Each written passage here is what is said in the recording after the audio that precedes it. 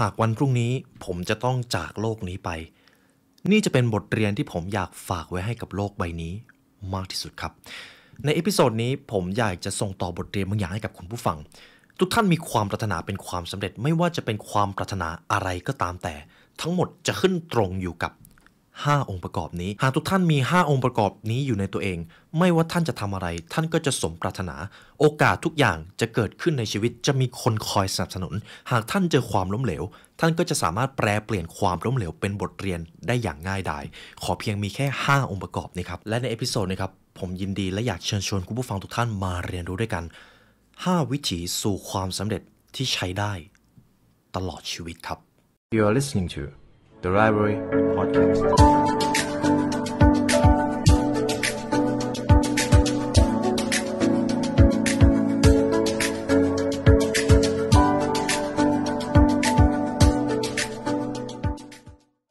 ตำราสู่ความสำเร็จและเนื้อหาพิเศษจากเรา The Library Premium Content รับชมทั้ง2ช่องทางได้แล้ววันนี้ทั้ง YouTube Membership และ www.thelibrarylearn.com เพราะการเรียนรู้จะทำให้คุณ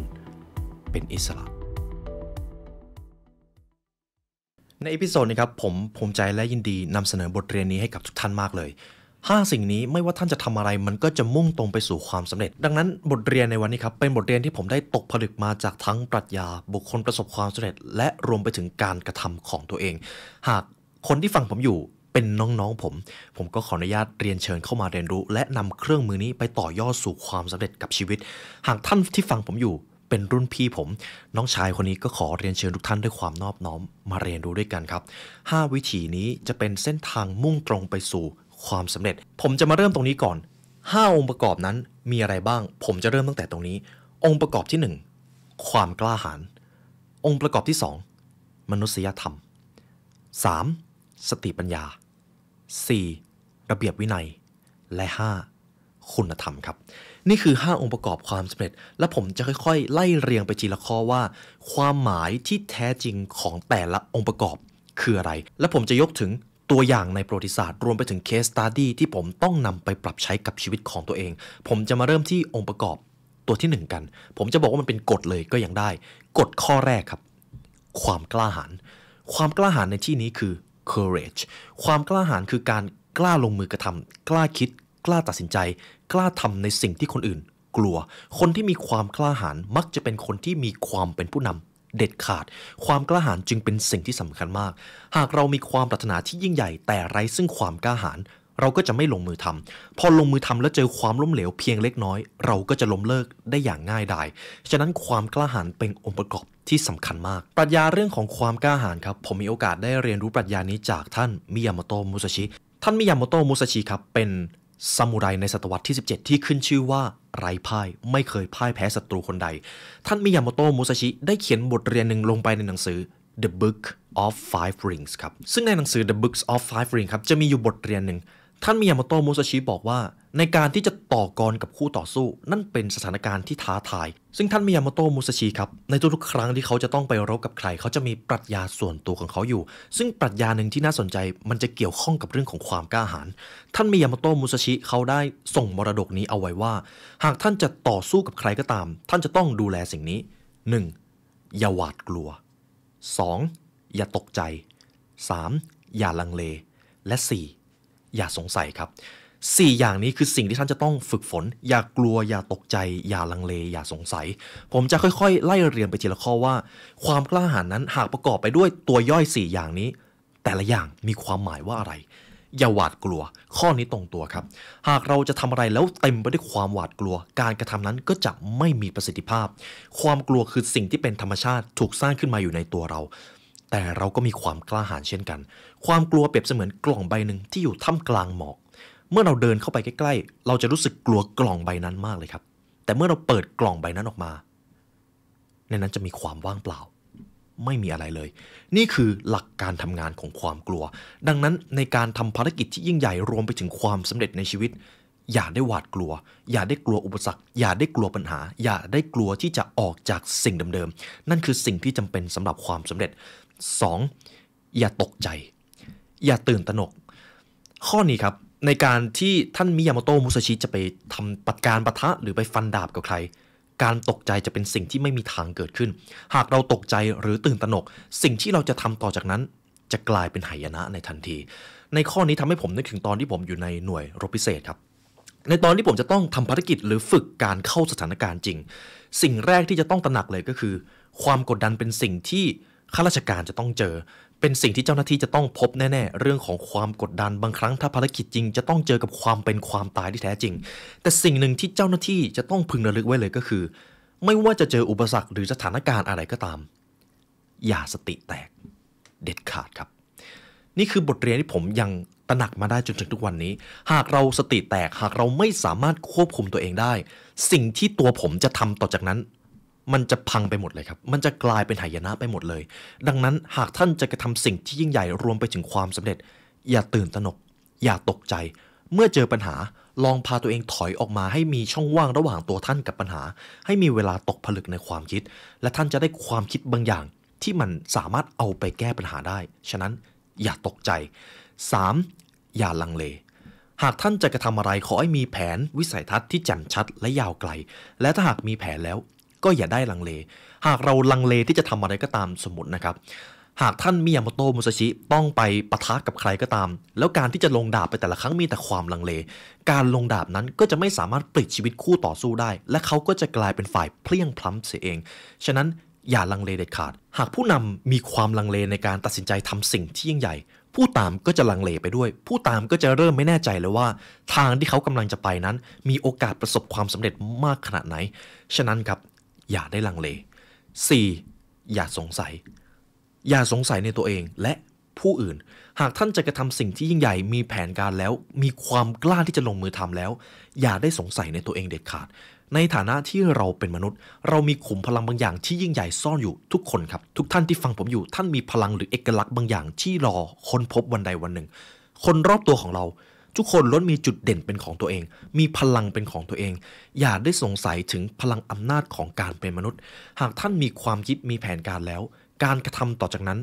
ขอให้ลงมือทำอย่างเด็ดขาดข้อนี้ผมมักจะเอาไปใช้กับประสบการณ์ส่วนตัวเสมอเป็นสิ่งที่ต้องฝึกฝนความกล้าหาญคือการทำบางสิ่งที่มันยากเป็นสิ่งที่คนอื่นไม่อยากทำหรือไม่กล้าทำแต่หลายครั้งครับเจ้าสิ่งเหล่านั้นมักจะเป็นวิถีที่จะทำให้เราไปประสบความสำเร็จความกล้าหาญจึงเป็นสิ่งที่สำคัญมากหากผมมีความฝันผมมีความเก่งมีพรสวรรค์แต่ไร้ซึ่งความกล้าหาญผมก็จะเป็นคนที่ไม่คิดไม่ทำหรือถ้าคิดก็ไม่ทำคิดนานจนเกินไปจนคนรอบข้างก็เริ่มไม่ไว้ใจตัวผมก็เริ่มสงสัยในตัวเองมันก็จะมีความเป็นไปได้สูงมากว่าสิ่งที่ผมจะทำหลังจากนั้นมันจะออกมาไม่ดีเพราะผมไร้ซึ่ง courage ครับความกล้าหาญนี่คือองค์ประกอบที่1ต่อไปจะเป็นองค์ประกอบตัวที่2 humanness มนุษยธรรมครับมนุษยธรรมจะเกี่ยวข้องเชื่อมโยงกับเรื่องของคนครับในชีวิตของเราในฐานะที่เราเป็นมนุษย์เราขึ้นชื่อว่าเราเป็นสัตว์สังคมครับเราจะต้องอยู่รวมกันงานหรือการวิวัฒนาการในชีวิตในสังคมนั้นเกิดจากการที่มนุษย์สามารถร่วมมือกันได้ต่อให้ท่านจะชอบเรื่องคนหรือไม่ก็ตามท่านจะหลีกเลี่ยงสิ่งนี้ไม่พ้นหากท่านจะทำธุรกิจท่านก็จะหนีไม่พ้นคำว่า connection เพราะเราไม่รู้ถ้าเราไม่รู้จักคนนะครับเพดานความสำเร็จเราก็จะติดอยู่ไปได้ไม่ไกลกว่านั้นหรือถ้าเราไม่เคยฝึกปรือความเป็นผู้นำในตัวเองเลยต่อให้เราจะมีความเชี่ยวชาญในสิ่งที่ทำมากขนาดไหนเราก็จะไม่สามารถให้คนเข้ามาร่วมมือกับเราได้ฉะนั้นเรื่องของมนุษยธรรมเป็นสิ่งที่สำคัญมากและเป็นสิ่งที่ต้องฝึกก่อนหน้านี้เองผมก็มีโอกาสได้ทำพอดแคสต์เรื่องของการพิชิตคนนะครับการมีมนุษยธรรมไม่ใช่การเท่าทันความคิดหรือธรรมชาติของคนเพียงอย่างเดียวแต่จะต้องมีความสามารถในการพิชิตใจคนด้วยครับคนที่มีมนุษยธรรมจะไม่ได้อยู่บนหัวคนแต่จะเข้าไปอยู่ในใจคนหากเรามีมนุษยธรรมต่อคนในครอบครัวท่านก็จะเป็นร่มโพเป็นร่มไทรของพวกเขาคนในครอบครัวก็จะรู้สึกว่าอบอุ่นมีเสาหลักที่แข็งแกร่งอยู่ในบ้านหากท่านเป็นคนทำงานที่มีมนุษยธรรมท่านก็จะสามารถขอความร่วมมือจากเพื่อนร่วมงานคนรอบตัวและเพื่อนร่วมงานของท่านก็จะไว้ใจท่านการทำงานก็จะกลายเป็นสิ่งที่สนุกหากท่านเป็นผู้นำที่มีมนุษยธรรมท่านจะไม่เห็นทีมงานเป็นเครื่องจักรท่านจะใช้เขาโดยมองว่าเขาก็เป็นมนุษย์เขามีโอกาสผิดพลาดได้เขามีความปรารถนาที่ต้องการประสบความสำเร็จเหมือนกันหากท่านมีมนุษยธรรมผู้คนจะติดตามท่านครับฉะนั้นองค์ประกอบที่2สำคัญมากผมจะยกตัวอย่างถึงวรรณกรรมสามก๊กครับเล่าปี่ตอนที่ ท่านเล่าปี่ครับตอนนั้นเล่าปี่ยังไม่ได้เป็นพระเจ้าเล่าปี่ตอนนั้นครับที่ปรึกษาเดิมของท่านเล่าปี่จำเป็นที่จะต้องไปอยู่ฝั่งบุยก๊กเนื่องจากแผนของโจโฉเล่าปี่เครียดมากครับเพราะไม่มีที่ปรึกษาคนไหนจะมีความฉลาดเท่าที่ปรึกษาคนก่อนเลยแต่ที่ปรึกษาคนก่อนก็มาบอกว่ามีชายอยู่คนหนึ่งชื่อว่าจูกัดเหลียงหรืออีกชื่อหนึ่งก็คือคงเบ้งขอให้ท่านเล่าปี่ไปเชื้อเชิญท่านคงเบ้งมาทำราชการมาช่วยคิดกิจการบ้านเมืองซึ่งเล่าปี่ก็ยินดีครับจึงพยายามไปเชิญตัวท่านคงเบ้งแต่ครับเนื่องจากคนเบ้งเป็นคนมีสติปัญญาจึงต้องการทดสอบเล่าปี่ในตอนนั้นครับทั้งท่านเล่าปี่แล้วก็ท่านกวนอูท่านเตียวหุยก็วางแผนที่จะไปเชื้อเชิญท่านคงเบ้งให้มาร่วมงานราชการเล่าปี่ก็เลยเดินทางไปครับท่านเล่าปี่ไปกับพี่น้องทั้งสองเดินทางไปที่บ้านคงเบ้งครั้งที่1คงเบ้งไม่อยู่ครับคงเบ้งรู้ว่าท่านเล่าปี่จะมาแต่คงเบ้งต้องการทดสอบน้ำใจคนในตอนนั้นครับท่านเล่าปี่ก็บอกญาติที่อยู่ในบ้านว่าฝากท่านไปบอกคงเบ้งเลยนะว่าเรามาหาเรายินดีที่จะเชื้อเชิญท่านคงเบ้งเข้ามาร่วมกิจการท่านเล่าปี่ก็กลับไปก่อนครับทีนี้ท่านเล่าปี่ก็ตัดสินใจเดินทางไปครั้งที่2ก็ไม่เจอครับท่านเล่าปี่ก็รู้สึกผิดหวังแต่ก็บอกว่าไม่เป็นไรงั้นฝากญาติฝากบอกท่านคงเบ้งด้วยว่าเรามาหาถ้ายังไม่เจอเดี๋ยวเราจะมาอีกจนครั้งที่2ก็ไม่พบเจอใช่ไหมครับครั้งที่3ในช่วงนั้นเป็นฤดูหนาวทั้งท่านเตียวหุยและท่านกวนอูก็เริ่มบอกแล้วว่านี่เราจะไปเชิญท่านคงเบ้งมาจริงๆเหรอเราจำเป็นต้องลำบากขนาดนั้นเลยหรือเปล่าแต่ในตอนนั้นครับท่านเล่าปี่ไม่ย่อท้อเลยบอกว่าหากอยากจะได้ของดีต้องอดทนหากเราจะต้องการให้ใครเข้ามาร่วมงานกับเราเราก็ต้องจริงใจท่านเล่าปี่ก็ตัดสินใจไปที่บ้านคงเบ้งครั้งที่3ครั้งนี้ครับท่านคงเบ้งนอนอยู่บนเตียงท่านเล่าปี่ก็บอกว่าอย่าไปปลุกเลยปล่อยให้คงเบ้งเขาได้หลับก่อนซึ่งในระหว่างที่ท่านเล่าปี่รอให้คงเบ้งตื่นครับท่านเล่าปี่ไม่กวนเลยท่านเล่าปี่ยืนอยู่เฉยๆน่าจะหลายชั่วโมงครับจนท้ายที่สุดคงเบ้งก็ตื่นแล้วก็ได้พูดคุยกับเล่าปี่ซึ่งทั้งหมดทั้งมวลนั้นเกิดจากการที่คงเบ้งครับต้องการทดสอบใจของท่านเล่าปี่และท่านเล่าปี่สามารถพิชิตใจคงเบ้งได้เพราะท่านเล่าปี่รู้เลยว่าหากเราต้องการคนเก่งให้มาร่วมงานกับเราการจะไปบังคับนั้นเป็นไปไม่ได้เราจะต้องพิชิตใจเขาให้ได้เสียก่อนนี่คือบทเรียนที่ลึกซึ้งมากมันจึงเป็นตำนานที่ว่าทั้งเล่าปี่และพี่น้องต่างไปเชื้อเชิญคงเบ้งถึง3ครั้ง3ครากว่าจะได้คงเบ้งมาร่วมทำกิจการบ้านเมืองร่วมกันเห็นไหมครับนี่คือมนุษยธรรมของท่านเล่าปี่และพอพูดชื่อว่าเล่าปี่แล้วสุดท้ายประชาชนที่อยู่ในการปกครองของท่านเล่าปี่ต่างรักใคร่กลมเกลียวรู้สึกว่าหากอยู่กับผู้นำคนนี้เราจะมีความสุขแน่บ้านเมืองจะไม่เกิดเพศภัยจนท้ายที่สุดเล่าปี่ก็ได้ขึ้นชื่อว่าเป็นพระเจ้าเล่าปี่เวลาจะไปรบกับใครพระเจ้าเล่าปี่จะใช้การพิชิตใจคนชนะโดยไม่ต้องรบนี่คือหลักในการมีมนุษยธรรมครับดังนั้นนี่จึงเป็นเหตุผลที่ว่าทำไมพอพูดถึงเรื่องของการเก่งคนชื่อของพระเจ้าเล่าปี่จะถูกพูดถึงอยู่เสมอนี่เป็นบทเรียนจากวรรณกรรมสามก๊กครับคำถามคือแล้วถ้าเราจะเอาบทเรียนของการมีมนุษยธรรมมาปรับใช้กับชีวิตเราจะทำได้อย่างไรผมจะแบ่งออกมาทีละข้อนะครับกฎข้อที่1ฟังครับฟังให้มากพูดให้น้อยการที่เราจะพิชิตใจคนได้ไม่จำเป็นที่เราจะต้องพูดยกยอปอปั้นตัวเองเพราะยิ่งเราทำให้ตัวเองเด่นแสงในตัวของเราก็จะยิ่งริบหรี่ลงแต่เมื่อใดก็ตามถ้าเราฟังผู้อื่นรับฟังความคิดของผู้อื่นเป็นผู้อื่นจะเชื่อใจเราโดยที่เราไม่ต้องพ่นถ้อยคำออกมาแม้แต่คำเดียวฟังครับเรามีหูสองข้างมีปากแค่1นั่นหมายความว่าธรรมชาติปรารถนาที่จะให้เราเป็นผู้ฟังมากกว่าผู้พูดนี่คือกฎข้อที่1ครับการฟังข้อที่2ถ่อมตัวครับความถ่อมตัวในที่นี้คือการยอมรับว่ามีคนที่เก่งกว่าเราอาจจะไม่ใช่คนที่เก่งที่สุดคนที่มีความถ่อมตัวเวลาไปขอความช่วยเหลือใครก็จะได้รับการสนับสนุนจากผู้ใหญ่คนรอบข้างเอ็นดูรักใคร่นี่คือความมหัศจรรย์ของการถ่อมตัวเวลาเราไปเข้าหาใครแล้วเรามีความถ่อมตัวเข้าไปด้วยผู้อื่นจะยินดีต้อนรับเราครับความถ่อมตัวจึงเป็นสิ่งที่สำคัญมากสำหรับการมีมนุษยธรรมและ3ครับรับฟังความปรารถนาของผู้อื่นรับใช้ความฝันของผู้อื่นและผู้อื่นจะรับใช้ท่านข้อนี้ทำให้ผมนึกถึงหนังสือ The Seven Habits Seek first to understand and then to be understood รับฟังผู้อื่นก่อนเข้าใจความปรารถนาของผู้อื่นตอบสนองความปรารถนาของผู้อื่นให้เป็นก่อนและเมื่อนั้นท่านจะได้ทุกอย่างที่ต้องการนี่ไม่ใช่เรื่องเกินจริงเลยครับนี่เป็นเหตุผลว่าทำไมในทุกตำราเรื่องของความสัมพันธ์จะให้ความสำคัญกับสิ่งนี้หากเราต้องการจะพิชิตใจคนให้ได้ทำยังไงก็ได้ ท่านจะต้องรู้ว่าสิ่งสำคัญสำหรับคนคนนั้นคืออะไรความปรารถนาที่แท้จริงของเขาคืออะไรและเราพอจะตอบสนองความปรารถนาอะไรของเขาได้บ้างครับหากท่านทำสิ่งนี้ได้ก่อนเมื่อนั้นเขาอาจจะตอบสนองความปรารถนาของท่านโดยที่ท่านไม่ต้องร้องขออะไรเลยมีอยู่3อย่างครับฟังถ่อมตนและก็ตอบสนองรับใช้ความฝันผู้อื่นนี่คือ3กฎสำหรับมนุษยธรรม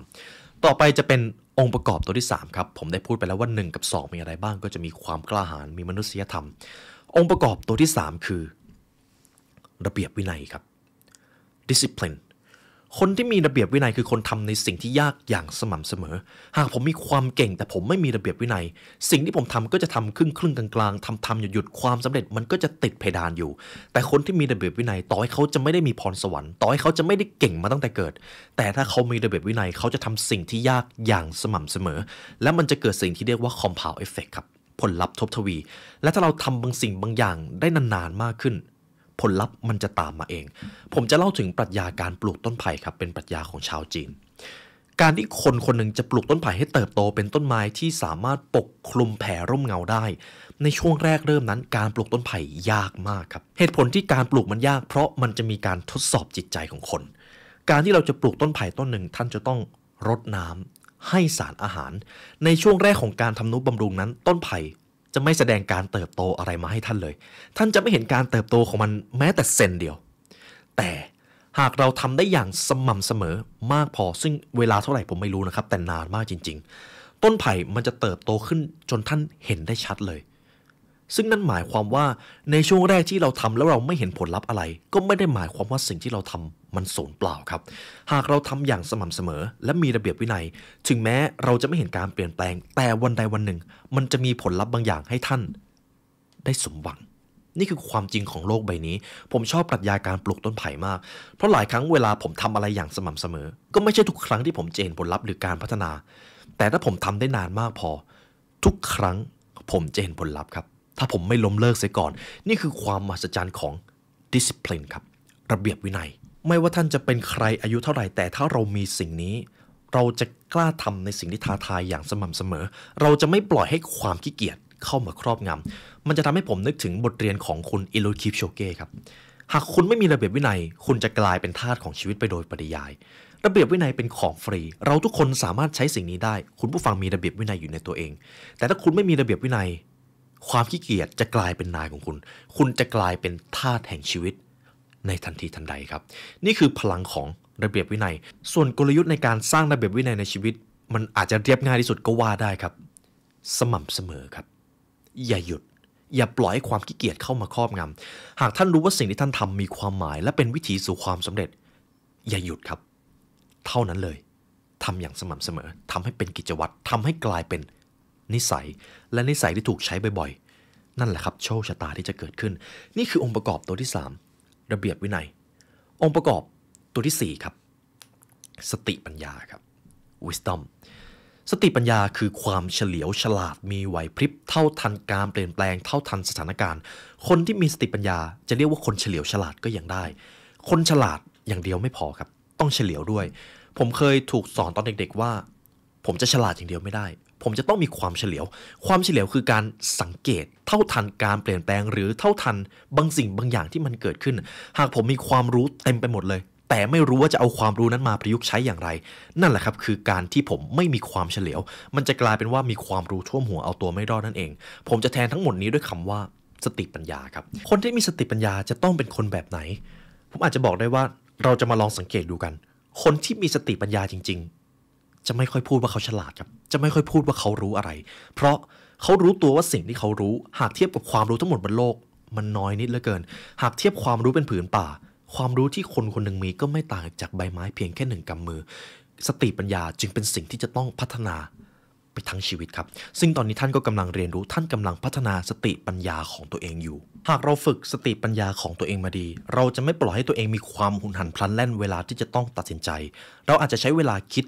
ตกผลึกก่อนเมื่อเรามีความรู้ที่มากพอเรามีช่วงเวลาให้ได้คิดได้ไตร่ตรองว่าเราจะวางแผนอย่างไรเพื่อที่จะไปสู่ความสำเร็จหรือบรรลุเป้าหมายที่เราได้ตั้งไว้นั่นแหละครับก็เป็นช่วงเวลาที่เราได้เสริมสร้างสติปัญญาของตัวเองการมีสติปัญญาจึงไม่มีกรอบหรือคำนิยามที่ตายตัวแต่สิ่งที่สำคัญที่สุดก็คือ การไม่หยุดเรียนรู้ครับและต้องเอาความรู้เหล่านั้นไปปรับใช้ด้วยยิ่งเรามีความรู้มากเราจะรู้ว่าในสถานการณ์นี้เราควรจะใช้เครื่องมือไหนในสถานการณ์แบบนี้เราควรจะใช้เครื่องมือไหนความรู้จึงเป็นสิ่งที่สำคัญมากหนังสือบนโลกนี้มีเพียบครับผมเองก็นับไม่ทันนับไม่ถ้วนเลยความรู้ทั้งหมดไม่มีอันไหนผิดหรือถูกทั้งหมดมีความเหมาะสมในตัวมันเองแต่คนที่จะตอบได้ว่าความรู้นั้นเหมาะสมหรือไม่คือตัวท่านครับฉะนั้นความรู้บนโลกนี้มีไม่จำกัด1 บวก 1ก็ได้2 4 ลบ 2ก็ได้2 2คูณ1ก็ยังได้2เห็นไหมครับเรามีวิธีการไปสู่เป้าหมายได้เยอะมากฉะนั้นความรู้ที่เรามีในตอนนี้ไม่มีทางที่จะเป็นความรู้ที่ดีที่สุดได้เลยหากท่านรู้สิ่งนี้ได้ท่านก็จะเป็นคนที่มีสติปัญญาเพราะท่านก็จะเรียนรู้ต่อไปเรื่อยๆนี่คือองค์ประกอบตัวที่4สติปัญญาครับพอพูดถึงเรื่องของสติปัญญาจะทำให้ผมนึกถึงท่านคงเบ้งท่านคงเบ้งครับในตอนนั้นเป็นมหาอุปราชตอนนั้นพระเจ้าเล่าปีเสียไปแล้วเวลาคงเบ้งจะวางแผนทำอะไรก็ตามเขาจะสังเกตเขาจะดูว่ามันมีการเปลี่ยนแปลงอะไรทั้งคนภูมิประเทศเขาจะสังเกตก่อนเลยครับเวลาที่เขาจะวางแผนอะไรเขาจะไม่ปล่อยให้ทหารของตัวเองไปรบโดยที่ไม่มีแผนเด็ดขาดเขาจะมีแผนการเขาจะเอาเวลามาตกผลึกคงเบ้งเป็นคนที่รบด้วยกำลังไม่เก่งครับผมไม่เคยเห็นคงเบ้งรบด้วยกำลังเลยแต่ความคิดของเขาสามารถทำให้เขารบชนะคนอื่นได้ทั้งหมดเลยครับฉะนั้นผมอาจจะบอกได้ว่าจุดเด่นของคงเบ้งในวรรณกรรมสามก๊กก็คือการคิดครับคิดวางแผนวางวิสัยทัศน์และหลังจากนั้นค่อยลงมือทำหากท่านจะกระทำสิ่งที่ยิ่งใหญ่จะต้องมีแผนการที่แจ่มชัดและยาวไกลจะไปรบจะไปทำสิ่งที่ยิ่งใหญ่โดยไม่คิดหน้าคิดหลังไม่ได้เด็ดขาดนั่นแหละครับคือกลยุทธ์ของผู้มีสติปัญญานี่คือองค์ประกอบตัวที่4องค์ประกอบตัวที่5ครับคุณธรรมนี่คือองค์ประกอบตัวสุดท้ายคุณธรรมเป็นสิ่งที่สำคัญมากหากท่านมีองค์ประกอบทั้ง4แต่ขาดคุณธรรมเมื่อท่านประสบความสำเร็จท่านก็จะปล่อยให้ชื่อเสียงความหลงใหลในอำนาจความหลงใหลในฐานะเข้ามาครอบงำได้อย่างง่ายดายการมีคุณธรรมจึงเป็นสิ่งที่สำคัญมากคุณธรรมคือความดีงามท่ามกลางความเลวร้ายเป็นแสงสว่างท่ามกลางความมืดมิดคนที่มีคุณธรรมจะไม่ปล่อยให้ความมืดเหล่านั้นเข้ามาครอบงำตัวเองการมีคุณธรรมจะทำให้ความสำเร็จของท่านยั่งยืนครับทำให้ผมนึกถึงบทเรียนจากหนังสือ Ego is the Enemy ในชีวิตของเราจะมีอยู่2ทางเลือกทางเลือกที่1เป็นคนสำคัญหากเราเลือกทางเลือกนี้เราจะมีชื่อเสียงเราจะมีอำนาจเราจะมีคนยอมรับเราจะมีหน้ามีตาในสังคมกับทางเลือกที่2ทำในสิ่งที่สำคัญหากเราเลือกเส้นทางที่2เราจะได้ทำในสิ่งที่เรามีความภาคภูมิใจเราจะมีเกียรติยศในชีวิตแต่เราอาจจะไม่ได้ก้าวหน้าเท่าที่ควรผู้คนอาจจะไม่ได้ยอมรับเราอาจจะมีศัตรูมากขึ้นด้วยซ้ำเราจะต้องเลือก2ทางนี้ในช่วงเวลาใดช่วงเวลาหนึ่งของชีวิตบางทีความดีกับความก้าวหน้าอาจไม่ได้ไปด้วยกันแต่ท่านจะต้องเลือกผมเองก็ตอบไม่ได้ว่าทางเลือกไหนเป็นทางเลือกที่ดีที่สุดแต่ถ้าท่านมีคุณธรรมท่านจะจากโลกนี้ไปด้วยความภาคภูมิใจเท่านั้นเลยครับหากคุณผู้ฟังเป็นคนที่มีคุณธรรมคุณก็จะไม่ปล่อยให้ความหลงไหลหรือความคิดด้านลบเข้ามาครอบงำเพราะบางครั้งมนุษย์ก็ปล่อยให้ความคิดของตัวเองจมอยู่กับด้านลบหลงไหลไปกับวัตถุนิยมนี่คือส่วนตัวของปัจเจกบุคคลหากท่านเป็นผู้นำที่มีคุณธรรมท่านก็จะมีความเห็นอกเห็นใจไม่ใช้งานลูกน้องแบบเป็นเครื่องจักรไม่เอารัดเอาเปรียบคนรอบข้างผู้คนก็จะเชื่อใจท่านถ้าท่านมีคุณธรรมหากท่านเป็นผู้ปกครองประเทศที่มีคุณธรรมประชาชนก็จะรักใคร่กลมเกลียวกันมีความสามัคคีการบริหารบ้านเมืองในประเทศก็จะไม่มีการโกงกินซึ่งกันและกันเพราะผู้นำมีคุณธรรมนั่นเองบทเรียนนี้ครับผมได้ตกผลึกมาจากตำราพิชัยสงครามของท่านซุนวูท่านซุนวูได้ประพันธ์บทตำราพิชัยสงครามไว้ท่านได้บอกเอาไว้ว่าหากจะดูว่ากองทัพไหนจะประสบความสำเร็จสิ่งแรกที่เขาจะดูเลยก็คือคุณธรรมของกองทัพแม่ทัพมีความเท่าเทียมกันกับขุนศึกหรือไม่การลงโทษการให้รางวัลชัดเจนแจ่มแจ้งขนาดไหนผู้คนในกองทัพนั้นมีน้ำหนึ่งใจเดียวกันมีเป้าหมายที่จะพิชิตศึกเพื่อบ้านเมืองมากขนาดไหนนี่คือสิ่งที่ท่านซุนวูจะดูเป็นอันดับแรกเพราะถ้าหากต่างคนต่างสนใจแต่ผลประโยชน์ของตัวเองไม่ได้สนใจประโยชน์กิจการบ้านเมืองเลยการร่วมมือก็จะไม่เกิดราษฎรก็จะเดือดร้อนภาษีทรัพยากรในประเทศก็จะถูกใช้อย่างสูญเปล่าครับฉะนั้นการมีคุณธรรมเป็นตัวชี้วัดความสำเร็จของบ้านเมืองผู้นำหรือแม้แต่บุคคลได้ชัดเจนมากนี่คือความมหัศจรรย์ของคุณธรรมครับฉะนั้นเรื่องของคุณธรรมครับคือการไม่ปล่อยให้ตัวเองหลงไปกับอำนาจมืดในแต่ละช่วงเวลาหลังจากนี้ที่ท่านฟังคลิปนี้จบท่านก็อาจจะเจอโอกาสบางอย่างที่มันอาจจะต้องขัดกับคุณธรรมของตัวเองนั่นคือช่วงเวลาที่เราจะต้องฝึกฝนตัวเองหากเราปล่อยให้ตัวเองไหลไปกับอารมณ์ด้านมืดเหล่านั้นบ่อยๆความสำเร็จที่เราได้มาอาจจะกลายเป็นหายนะ ก็ได้ครับคนที่ไม่มีคุณธรรมเวลาเขาประสบความสำเร็จเมื่อไปอยู่จุดสูงสุดเขาจะร่วงลงมาได้อย่างง่ายดายมีแค่คุณธรรมเท่านั้นที่จะทำให้ท่านอยู่กับความสำเร็จอย่างยั่งยืนครับนี่คือตัวองค์ประกอบตัวที่5นี่คือ5องค์ประกอบของวิถีสู่ความสำเร็จที่ใช้ได้ตลอดชีวิตหากท่านมีทั้ง5อย่างนี้ไม่ว่าท่านจะทำอะไรความสำเร็จจะเป็นสิ่งที่เป็นจุดหมายปลายทางความสำเร็จที่เกิดขึ้นจะอยู่กับท่านอย่างยั่งยืนหรือแม้แต่ถ้าท่านเจอความล้มเหลวท่านก็จะเปลี่ยนบทเรียนความล้มเหลวนั้นให้กลายเป็นประสบการณ์อันล้ำค่าแห่งชีวิตขอเพียงแค่5อย่างนี้ 1. ความกล้าหาญ 2. มนุษยธรรม 3. ระเบียบวินัย 4. สติปัญญาและ 5 ครับคุณธรรม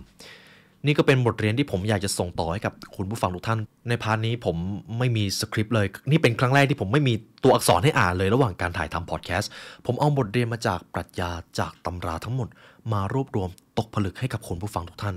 และหากทุกท่านได้เอาบทเรียนนี้ไปใช้ผมก็ยินดีและเป็นเกียรติมากครับที่เรามีโอกาสได้มาเรียนรู้ด้วยกันและนี่ก็คือเหตุผลที่ผมมานั่งอยู่ตรงนี้ครับThe Library พวกเราเชื่อในอิทธิพลของความรู้และศักยภาพการเรียนรู้ของมนุษย์สิ่งนี้จะเป็นความจริงเสมอไม่ว่าจะผ่านไปกี่ชั่วอายุคนนี่คือเหตุผลที่เรามานั่งเรียนรู้ด้วยกันครับและถ้าหากวันพรุ่งนี้ผมต้องจากโลกนี้ไปนี่จะเป็นบทเรียนที่ผมอยากจะส่งต่อไว้ให้เป็นมรดกมากที่สุดในวันนี้ได้เวลาอันสมควรแล้วครับเป็นเกียรติและยินดีมากจริงๆที่ทุกท่านให้การสนับสนุนและมาเรียนรู้ด้วยกันในวันนี้